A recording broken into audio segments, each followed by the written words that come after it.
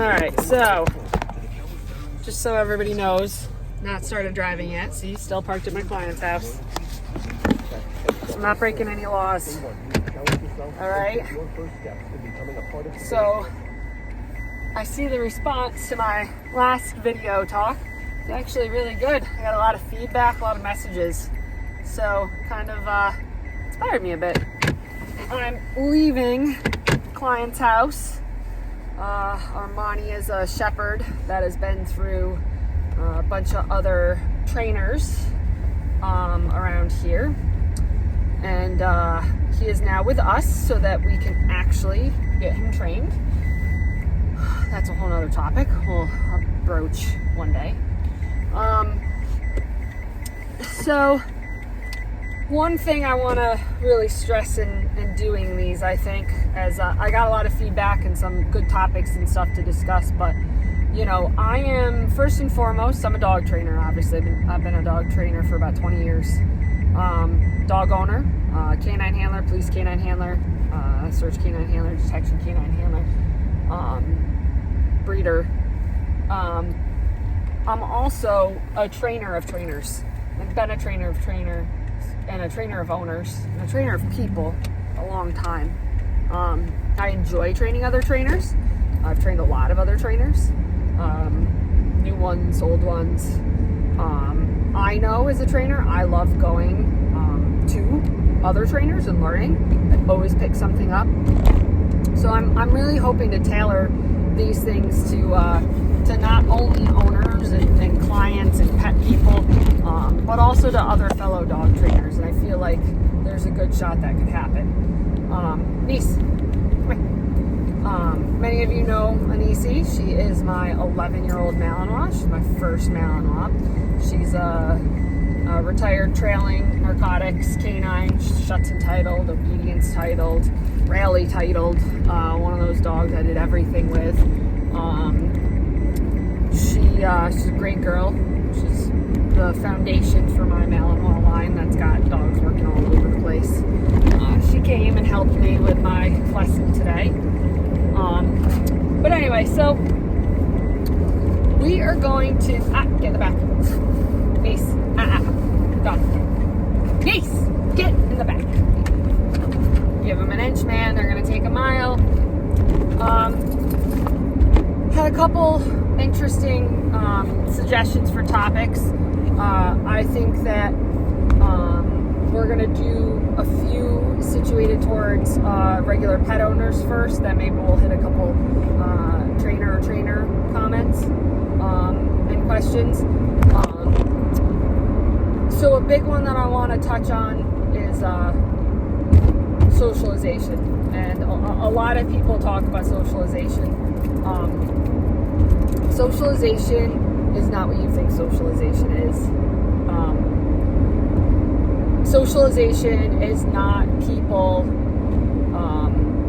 touching your dog always. Socialization is not playing with other dogs always.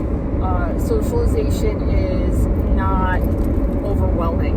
Socialization shouldn't be too much that the dog gets fearful. Socialization needs to happen in day-to-day life. We're talking puppies, we're talking adult dogs. We're talking house dogs, we're talking working dogs. We're talking pets, we're talking competition dogs. So breaking it down, starting with puppies. You know, it's winter. Not too many people are getting puppies right now. We're coming out of the holidays. Hopefully nobody got puppies. But you have a dog, or you have a puppy, and you want to make it a well-adjusted member of society. You got to expose the dog. I prefer the word exposure than socialization in a lot of ways. The dog needs to see, hear, and touch things. Things don't need to always touch your dog, but your dog needs to see, hear, and touch things. What I mean by that is your dog needs to go in the car, your dog needs to go to parking lots, your dog needs to go to pet stores once they have shots, your dogs need to go into pet-friendly stores like Lowe's, Home Depot, TJ Maxx, a couple places like that that are actually surprisingly pet-friendly. And they need to take in the world. They don't always need run up to and touched. We need to control those types of situations. Start out really small. With really young puppies, I have people just put them in a shopping cart, or put them in a stroller and take them into those stores, Tractor Supply, things like that, especially if they don't have their vaccines yet. Let them see things. When you have a dog out, you're always training the dog. If you're next to your dog, you're training your dog. You're communicating with your dog. The foundation of what we do here in our dog training system is that dog training is never on pause, and it's not. If you're with your dog, if your dog is awake, your dog is being trained. So for example, if your dog's in the crate and somebody knocks on your door and you're not even home, and your dog barks and the knocking stops and the person leaves, your dog has been trained. Your dog was trained in that situation. So think, when you take your dog out, every single interaction that occurs, your dog is also being trained. So when you expose them, you want good exposure. You want good training. To do this, you also have to know body language. Bare basics, which is a big thing that we teach both our trainers and our owners, is to read body language. That's part of communication. So if you take your dog out, your puppy out, and you are standing in an aisle and somebody walks down the other side of the aisle and starts to come towards your dog, and your dog's ears pin back to the side and they squish up really, really small and hide behind you, what behavior is that? What does that tell you about the dog? I want to know. I want you guys to tell me.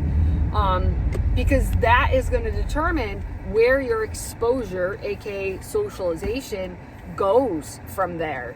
And you can have a plan in your head for what you want for your exposure, aka socialization. But what I always tell people is, you can tell me all the things about your dog that you want. You can tell me how your dog reacts to things, how your dog gets trained, how your dog has been trained. But you're going to lie to me. Your dog will never lie to me. Your dog will never lie. Niece, come here. Have you ever lied to me? No. Niece has never lied to me. And your dog's never going to lie to me. Your dog's always going to tell me exactly what I need to know. And you learning body language is going to tell you exactly what you need to know. So take your puppy out, take your dog out. But if you don't know body language, research it a little bit. Get with your trainer.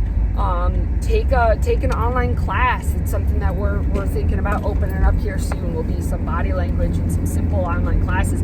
People love doing like self-service training, reading things, and part of the reason why I'm doing this is because a lot of people gave feedback like they can learn a lot from this.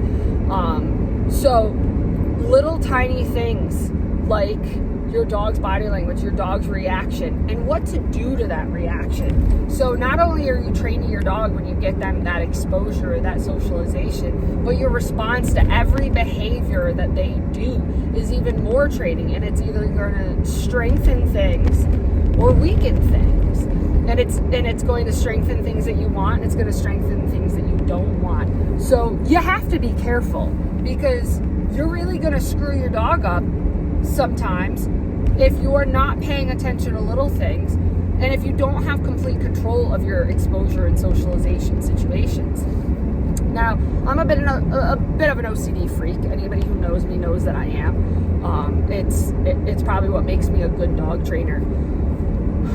But it's really, really important that if a situation in exposure / socialization goes a way that you don't want, that you stay there and that you try to rectify it right then and there.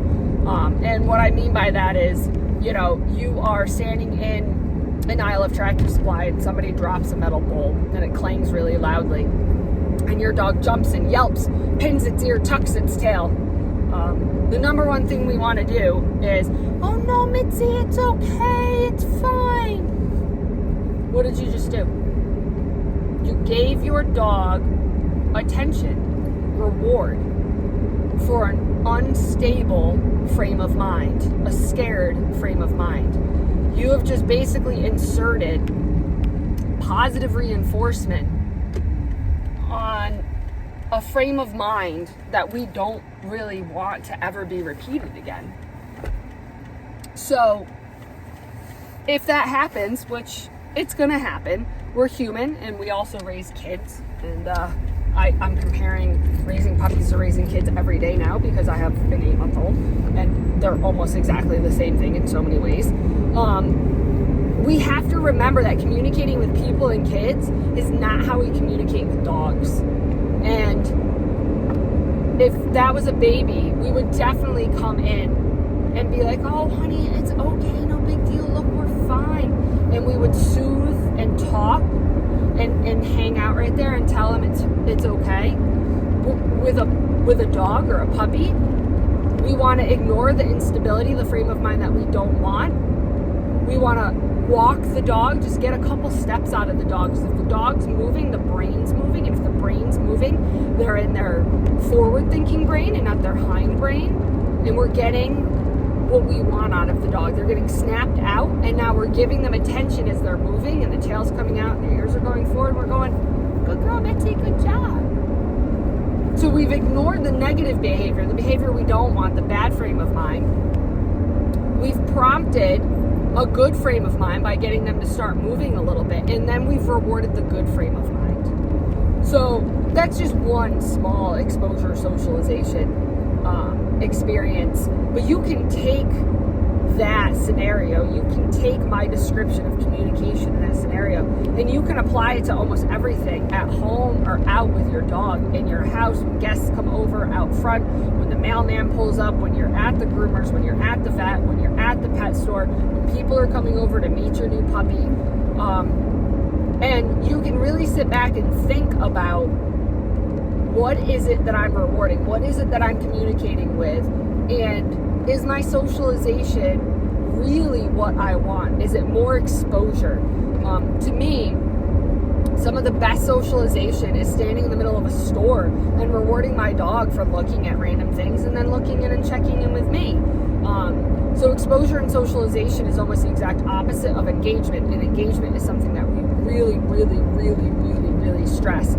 Almost all dogs that come to us don't have engagement. The majority of the dogs that come to us from other dog trainers don't have engagement at all. I don't think most dog trainers know how to do engagement unless they're dog trainers I've trained, because it's one of the big things that I stress. Hold on.